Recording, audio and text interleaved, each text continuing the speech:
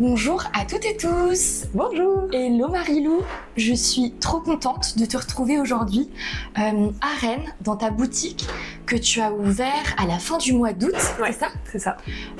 Pour démarrer cet épisode, Marilou, est-ce que tu peux revenir sur ton parcours avant d'ouvrir Lou Marie, ta papeterie aujourd'hui, et puis après on parlera un petit peu de ton concept plus en détail. Ça marche. Alors, moi j'ai fait des études dans la mode, dans la communication de la mode. J'ai commencé par des stages pour le magazine Glamour, magazine féminin Glamour, et stages qui ont abouti sur mon premier CDI chez Grazia en tant que social media manager chez Grazia. J'y suis restée 2 ans et demi et ensuite j'ai fait 2 ans et demi au printemps, les grands magasins printemps en tant que social media manager. On t'a vu souvent d'ailleurs sur leurs réseaux sociaux. Ouais, c'était trop bien, c'était une super expérience. Du coup, en tout, j'ai fait 5 ans à Paris avec ce métier-là dans la mode. Et l'année dernière, j'ai quitté Paris pour venir m'installer à Rennes et pour ouvrir ma boutique de papeterie. Et comment est-ce que l'idée t'a traversé l'esprit? Est-ce que c'est toi qui as choisi l'entrepreneuriat ou est-ce que c'est l'entrepreneuriat qui est venu à toi finalement? C'est plutôt l'entrepreneuriat qui est venu à moi. En fait, j'ai adoré mon expérience en tant que social media manager.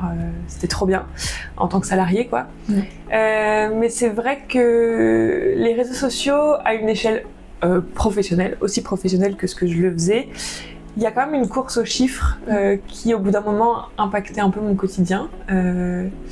Et j'ai voulu revenir à quelque chose de plus palpable, plus concret, et à des chiffres que je maîtrise et que je comprends, c'est-à-dire aujourd'hui je fais un post sur Instagram, je sais qui voit mon post et je sais quelles répercussions ça a.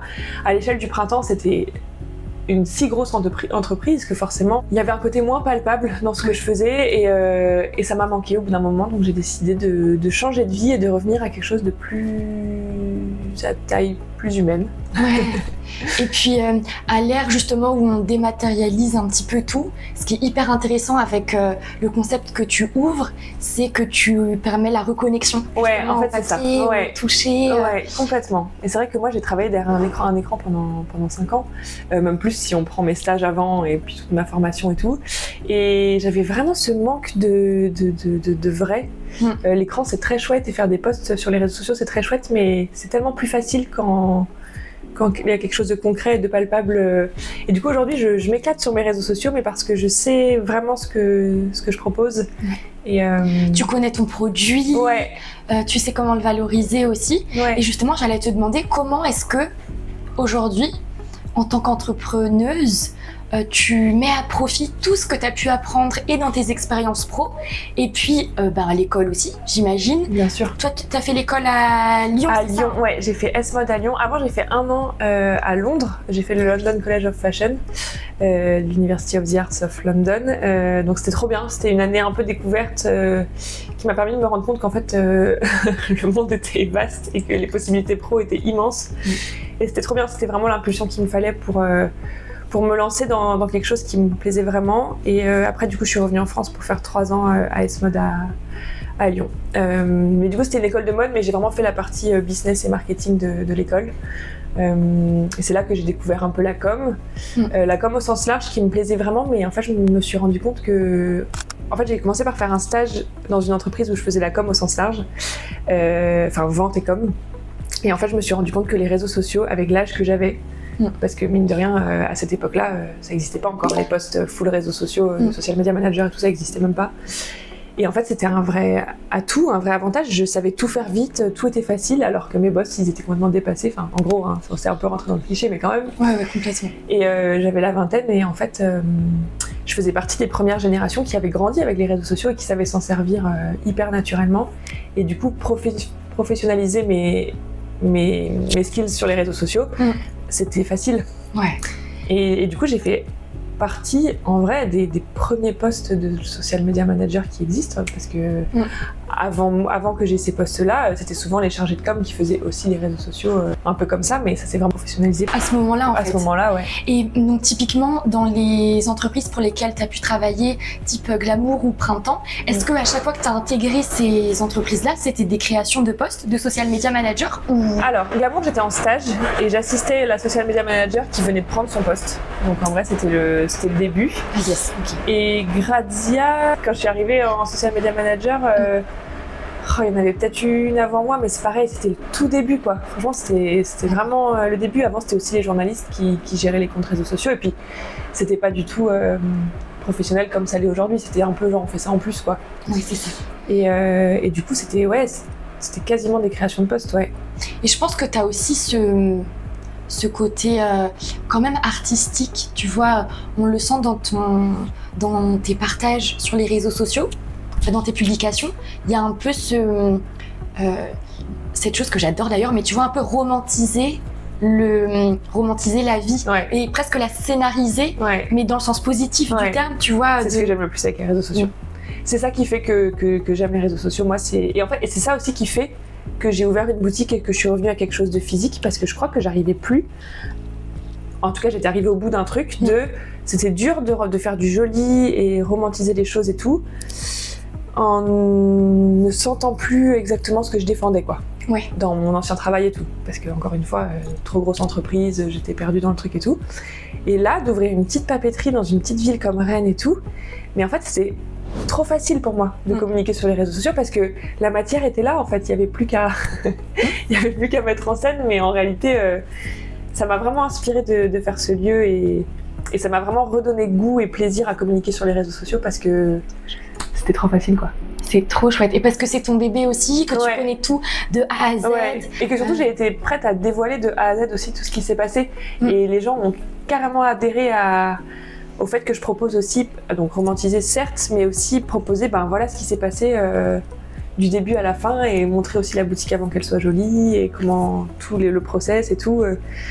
Trop bien, j'aime trop faire ça. Ce qu'on appelle le building public, c'est-à-dire que tu montres aussi les coulisses. Ouais. Et qu'en fait, tu nous emmènes avec toi, où on vit avec toi la création de la boutique, un peu comme un teasing, si on veut, qui nous embarque carrément avec toi et où on attend avec impatience l'ouverture de la boutique aussi parce qu'on a suivi avec toi le chantier, la tapisserie, le avant-après. Donc c'est super chouette. Ça a pris combien de temps au total Alors, j'ai trouvé le local Alors, moi, je suis arrivée à Rennes en janvier. Ouais. Fin décembre, début janvier. J'ai trouvé le local en mars. J'ai eu les clés en juin et j'ai ouvert fin août. Donc en fait, ça a pris une petite année, en sachant que du coup de mars à juin, comme j'avais pas encore les clés du local, ça a été tout le temps où j'ai préparé le projet, où j'ai fait le business plan, où j'ai été chercher mon prêt à la banque, enfin toute la partie un peu administrative du projet. Tu t'es fait accompagner par ça ou est-ce que tu as su gérer justement Je me suis fait accompagner. En fait, j'étais rentrée dans le créneau France Travail qui m'a proposé un accompagnement avec la BGE de Rennes. Trop bien. C'est un organisme qui aide les entrepreneurs à lancer leur entreprise. Ouais. Et moi, j'avais une conseillère qui m'a coachée de A à Z. C'était trop bien. Franchement, j'ai adoré. BGE, donc c'est pour la boutique de gestion des entreprises. Et donc, ils accompagnent sur le volet comptabilité, le volet statut aussi, sur quel est le meilleur statut à choisir. Et ensuite, est-ce qu'ils t'ont tout le business plan aussi. Franchement, tout le business plan... En fait, je le faisais et ils me le recheckaient, ils me coachaient avant mes rendez-vous avec la banque. Enfin, franchement, c'était trop bien. Okay, trop bien. Ouais. Ah, bravo, trop bien. Ouais. Et donc aujourd'hui, toutes tes compétences en création de contenu, tu les utilises pour mettre en avant tes produits, pour mettre en avant la boutique. Où est-ce que tu te vois dans un an sur les réseaux sociaux? Alors, dans l'idée, j'aimerais vraiment continuer à partager et les coulisses de mon entreprise et les nouveautés, parce qu'il y a aussi des gens qui me suivent pour voir ce qu'il y a en boutique quand même avant tout. Mais j'aime vraiment le fait d'incarner aussi mon projet. Je sens parfois quand les gens rentrent dans la boutique et qu'ils viennent découvrir qu'en fait ils m'avaient déjà repéré sur Instagram. Je le sens parce que des fois ils rentrent, ils me regardent et puis ils me tutoient par exemple. Ah oui. Donc ça montre qu'il y a déjà quelqu'un qui m'avait déjà repéré et tout. Et ça j'aime bien parce que du coup je le porte et je l'incarne. Ça, c'est trop cool. J'espère dans 1 an continuer à faire ça. J'ai pour projet avec ma papeterie de lancer ma propre ligne de papeterie. Ça va être le gros sujet de l'année. Déjà, j'ai commencé à développer une planche de stickers, mais j'ai vraiment envie d'aller plus loin que ça et développer des carnets et tout. Et du coup, peut-être que du coup, la suite dans les réseaux sociaux, ça va être aussi d'incarner et de plus proposer de contenu par rapport à cette peut-être marque que je vais créer et qui j'espère continuera à être développée via les réseaux sociaux quoi. Qui porterait le même nom que la boutique ou est-ce que tu imagines ouais, non, je pense que ça va porter le nom de la boutique. Super. Je pense. Mais je sais pas encore, mais je pense. Oui, parce que finalement, je t'ai même pas demandé pourquoi Lou Marie. C'est naturel. Ouais, ça paraît un peu évident, mais en même temps, c'est vrai que ça a été le gros sujet. C'est fou parce que tout a été assez fluide dans la création de cette papeterie. En fait, les choses se sont bien goupillées et tout a été assez facile. Mais je dois reconnaître que le choix du nom, gros sujet, j'avais une liste hyper longue avec plein d'idées et en fait, j'ai fait la grosse erreur de demander l'avis à tous mes proches. Faut jamais faire ça. Tout le monde avait des avis différents et ça m'a plus perdu qu'autre chose. Et on s'est retrouvés à 1 semaine avant de déposer les statuts avec ma comptable où elle m'a envoyé un mail en mode et du coup comment ça s'appelle ton entreprise? Bien sûr. Et j'étais là en mode au secours, je sais pas. Et du coup j'avais une liste. À la fin, j'étais arrivée sur une shortlist avec genre 5-6 trucs qui plaisaient à tous mes proches de façon différente. Et à la fin, quand ma comptable m'a dit il me faut un nom pour que je puisse déposer, j'ai pris vraiment le truc le moins risqué. Le plus simple, c'est-à-dire mon prénom à l'envers. J'aimais bien parce que ça rimait avec papeterie. Et en fait, je voulais que ça soit joli sur Instagram parce que, en fait, c'est ça aussi le truc. Alors, typiquement, on revient aux réseaux sociaux. Quand tu choisis un nom pour quelque chose, souvent le truc est déjà pris sur Instagram. Si c'est un nom très simple. Moi, juste Lou Marie, ça existe déjà sur Instagram et n'importe quel nom très court. Et du coup, il faut souvent rajouter quelque chose derrière dans le nom. Et ça, moi, ça me prenait trop la tête. Je voulais pas, je sais pas moi, m'appeler quelque chose point boutique ou tiret quelque chose. Enfin. Ou point reine, ou je sais pas, enfin après il y avait 1000 possibilités. Et j'aimais bien papeterie. Et après, sauf que des noms plus longs avec papeterie, ça devenait super long. Enfin, en fait, j'avoue que j'ai un peu choisi mon nom aussi parce que ça allait sur Instagram. Mais oui, parce qu'en fait, tu pointes quelque chose d'hyper intéressant, c'est que effectivement, quand on a un pseudo Instagram, il est disponible pour un seul compte. On peut pas, comme une page Facebook, enfin un profil sur Facebook, avoir le même nom et prénom, avoir des homonymes. Là, pour le coup, sur Instagram, on a le droit qu'à un seul. Donc, c'est toujours un peu compliqué de trouver le sien et à la fois faire en sorte qu'il puisse être facilement mémorisable pour être facilement... Et puis souvent, les gens, en plus, comme c'est sur Instagram, surtout que moi, ils me voient, c'est le nom Insta qu'ils retiennent. Et du coup, je voulais pas que le nom Insta soit trop différent du vrai nom. Et du coup, si j'avais rajouté genre reine dedans ou boutique ou j'en sais rien, ça matchait plus quoi. Non, c'est clair. Et à la fois, ce qui est trop chouette, c'est que tu as quand même ce nom de papeterie qui travaille pour ton référencement. Et ben complètement. En fait, complètement. Ouais. Et du coup, c'est pour ça que j'ai fait le choix de mettre papeterie dedans. Et donc, du coup, comme je savais que je voulais qu'il y ait papeterie dans le nom Insta, Lou Marie, c'était le truc qui allait le mieux, qui était le plus court, qui rimait, enfin voilà. Et par contre, je me suis rendu compte d'un truc en faisant ce choix-là. En vrai, quand je l'ai fait, j'étais pas hyper convaincue, mais je trouvais ça tellement simple que je me disais, je prends pas un très gros risque. Et en fait, les gens s'habituent avec peu importe ce que tu proposes. En fait, des fois, on se prend la tête sur des trucs qui, au final, deviennent très naturels avec le temps. Et je regrette de m'être pris autant la tête sur le choix de ce nom parce que c'était pas nécessaire. Mais au final, il est parfait. Il est là et puis on s'y habitue en fait. Qu'est-ce que tu dirais à un autre ou une autre professionnelle qui voudrait se lancer, elle aussi, autour de Rennes ou pas, mais quel conseil tu pourrais lui donner, que ce soit en création de contenu ou sur Instagram plus largement? Là, tu nous donnes quand même un super conseil pour eux, c'est attention, avant de lancer votre marque, tout bêtement, allez quand même vérifier sur Insta si le pseudo est déjà disponible. Ah ouais, ça c'est sûr, parce que choisir un nom qui existe déjà, c'est un grand classique et c'est un peu dommage. Et le faire aussi même sur l'INPI, c'est hyper important. Complètement, aussi. Ouais, c'est sûr. Et après, non, j'aurais 1000 conseils, mais si je dois résumer, je pense que il faut être authentique et sincère déjà dans sa proposition de contenu. Je pense que ça sert à rien de trop conscientiser le truc et de faire des contenus, je sais pas moi par exemple, les gens qui tournent 10 contenus à l'avance pour les poster au fur et à mesure du temps et tout, j'y crois pas trop. Je crois que le côté spontané et sincère dans le contenu est hyper important. Quitte à ce que ça soit pas parfait quoi. Quitte à ce que le montage soit pas terrible, quitte à ce que tout soit pas nickel. En fait, j'ai l'impression que moi, je me suis rendu compte que c'est pas les contenus les plus parfaits que je poste qui marchent le mieux. Au contraire, ça va être le truc un peu spontané que j'ai fait à la va-vite. Ça, c'est une grosse leçon des réseaux sociaux, c'est qu'en fait, c'est des gens qui sont derrière leur téléphone et qui voient du contenu que des gens derrière leur téléphone proposent. En fait, il y a des humains derrière tout ça. Et si on perd le côté sincère, spontané et tout, j'y crois moins. Donc moi, je pense qu'il faut vraiment se servir des réseaux sociaux comme un outil vraiment sincère et quitte à déprofessionnaliser un peu son rapport au réseau, mais à le rendre vraiment authentique, quoi. Donc ça, c'est mon premier conseil, chose que j'ai toujours essayé d'appliquer dans mon métier, même quand c'était à une échelle très professionnelle avant.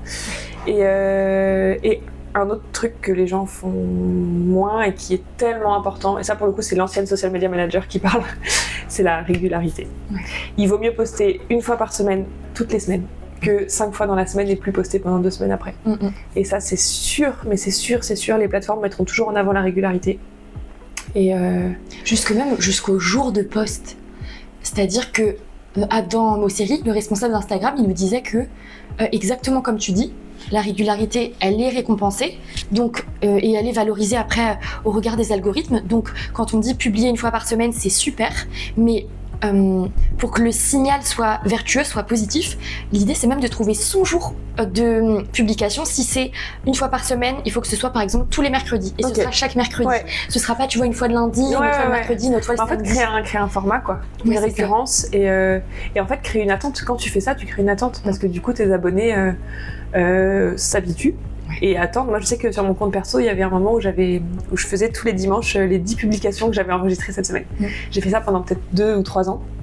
Bon, j'ai fini par arrêter parce que maintenant on peut enregistrer dans notre collection les images, on peut les voir directement sur le profil, donc ça marchait plus, mais j'ai fait ça pendant quelques années, et il y avait des dimanches où j'oubliais et où je recevais des DM en mode excuse-moi, mais où sont les posts de la semaine? Et en fait c'est trop cool de créer un format, et bon ça je parle en perso, mais même à échelle pro, au printemps ou chez Gradia, on avait des formats, et les formats c'est... Et puis même pour soi, créer un format, ça va permettre d'avoir un guide à suivre pour justement avoir une régularité. Et c'est trop bien. Et en fait, là, tu parles justement donc, de régularité, de format pour être à l'aise sur le long terme. Est-ce que tu penses qu'on peut apporter juste un tout petit peu de nuance? Est-ce que tu disais tout à l'heure, où effectivement, quand on est professionnel et qu'on incarne sa marque, dans tous les cas, il faut rester soi-même. Il faut incarner sa marque. Et en même temps, pour être tranquille, est-ce que ce serait pas judicieux de garder toute la spontanéité dont tu parlais tout à l'heure au format story?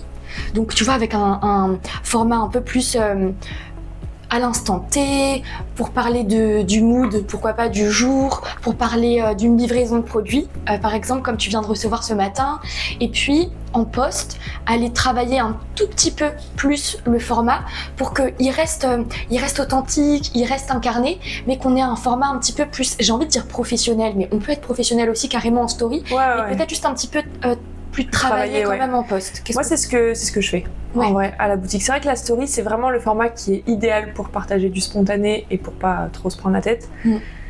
Le post, il reste, donc forcément, ça vaut le coup de le travailler un petit peu plus. Après, je pense pas que ça soit une règle obligatoire. Par contre, je pense juste que dans la facilité de production de contenu, c'est clairement la solution pour laquelle il faut opter. Et c'est vrai que la story, pour le coup, il faut vraiment qu'elle soit beaucoup plus régulière et beaucoup plus... Admettons que par exemple un post, ça soit qu'une fois par semaine ou une fois toutes les 2 semaines. La story, pour le coup, elle mérite d'être là plus dans le quotidien. Alors, peut-être pas forcément tous les jours, mais quand même. Et c'est vrai que sur les stories, on peut vraiment se permettre beaucoup plus de liberté parce que ça reste pas. Oui, complètement. C'est 24 heures, et puis en vrai, quand moi je me connecte sur Instagram, la première chose que je regarde, c'est les stories. Donc c'est là qu'il faut y aller, quoi. C'est là qu'il faut être présent. Et toi, Marilou, est-ce que tu as ta propre stratégie de contenu? Est-ce que tu te dis, bah tiens, je veux publier une fois tous les 15 jours, une fois par semaine ou... Non, alors pour les posts, moi j'ai pas. Pour les posts, je communique que quand j'ai quelque chose à dire. Au début, j'ai beaucoup posté parce que j'avais plein de choses à dire, j'étais dans les travaux, c'était à fond et tout. J'avoue que maintenant, un petit peu moins. Il faudrait que j'ai. Mais bon, après, on peut pas être sur tous les fronts non plus. Par contre, les stories, vraiment, je m'impose de poster régulièrement et de poster quasiment tous les jours d'ouverture, mais aussi parce que j'ai le temps et parce que faire une story, moi, ça me prend vraiment 1 minute et que... Et que c'est facile, quoi. À la boutique, je suis dans le lieu, il n'y a plus qu'à faire une photo et tout. Et puis ça me permet aussi de dire à mes clientes que je suis ouverte. Donc donc c'est aussi la solution. Mais il faudrait que je m'impose une régularité dans les posts. Après, voilà, tout ce qu'on dit depuis tout à l'heure, c'est l'idéal sur la réalité du terrain. Ça, c'est pas aussi simple et évidemment, il faut trouver le temps et tout. Après, par contre, je m'impose que dès que j'ai vraiment quelque chose à dire, de faire un beau contenu. Ça, je me l'impose. Typiquement, là, j'ai créé une planche de stickers pour la boutique. C'est le premier produit Lou Marie que je crée. La planche, je l'ai reçue déjà il y a plusieurs semaines, mais j'en ai pas parlé tant que j'avais pas sorti le contenu que je voulais, qui était un beau contenu, produit et tout, quoi. Je m'impose quand même ça. Donc, pour terminer, Instagram, toi, Marie-Lou, tu l'utilises donc pour partager autour de la boutique. Est-ce que tu l'utilises principalement pour discuter avec des clientes?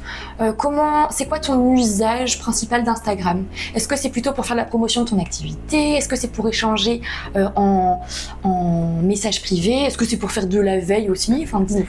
Eh ben, les trois. Franchement, moi, je me sers d'Instagram pour tout. Instagram, c'est genre... En vrai, je m'en sers tellement. Mais c'est vrai que... Alors déjà, c'est mon moyen de communication principal avec mes clientes. Parce que j'ai pas de numéro de téléphone. J'ai pas de... Forcément, si j'ai une adresse mail, mais qui me sert plus pour mes commandes pro et pas du tout pour mes rapports avec mes clientes. Donc en fait, dès que quelqu'un me pose une question, a quelque chose à me demander, j'ai toujours... Écrivez-moi sur Instagram. Je suis réactive et tout. Donc clairement, j'ai, je sais pas, je dirais une dizaine de DM par jour... pour plein de questions différentes. Est-ce qu'il me reste cette référence-là? Est-ce que je serai ouverte là? Enfin bref, toutes sortes de questions. Et puis aussi parfois des marques qui me contactent via Instagram. Enfin, donc clairement, c'est ma messagerie principale. Évidemment pour promouvoir mon lieu, pour raconter le storytelling autour de cet endroit, mais aussi pour promouvoir mes produits. Enfin, clairement. Plus que TikTok d'ailleurs, mais aussi parce que moi je suis plus à l'aise avec Instagram qu'avec TikTok. J'essaie d'être sur TikTok, mais...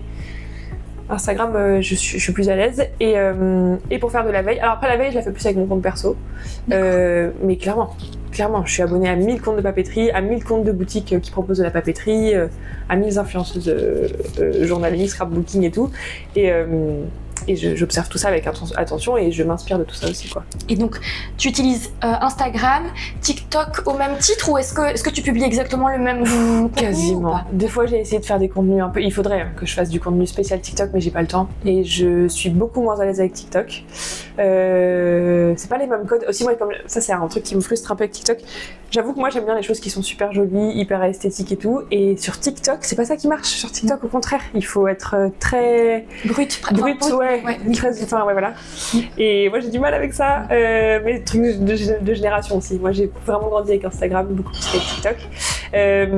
Donc, du coup, je suis moins à l'aise. J'essaye de m'accrocher, mais je suis moins à l'aise. Par contre, TikTok, c'est trop cool pour les gens qui font du contenu sur ma boutique. Genre, plein de fois, ça m'est arrivé que des gens viennent me voir en me disant « Ah, je vous ai trouvé sur TikTok !» Et c'était pas des vidéos de moi, c'était des vidéos de gens qui sont là en mode « Mes 5 adresses à Rennes, je suis dedans. » Et les gens ont vu la vidéo, quoi. Et je dois reconnaître quand même que TikTok m'amène du monde, mais plus via les vidéos du coup de d'autres personnes. Le fameux UGC, enfin User Generated Content. Complètement, ouais. Les contenus générés par tes clients. Alors. Ouais, c'est ça. Ouais, carrément. Et ben je pense qu'on peut terminer l'épisode là-dessus. Marie-Lou, merci beaucoup. Merci à toi, trop bien. Cet échange, cette interview. Si on a envie de te retrouver, donc comment on fait? Du coup, Instagram, évidemment. Le compte s'appelle Lou Marie Papeterie. Loumari sans E, comme mon prénom mais à l'envers, papeterie, et voilà, je mets tout sur Instagram, enfin j'essaye. TikTok aussi à l'avenir, j'espère être un peu plus présente, et puis sinon la boutique en physique qui se trouve au 10 rue du Chapitre à Rennes. On file tous à Rennes, si c'est pour voir des amis, la famille, ou un petit séjour pour faire les boutiques aussi, on n'oublie pas de passer chez Lou Marie Papeterie. Belle journée à toutes et tous. Merci. Merci Marie.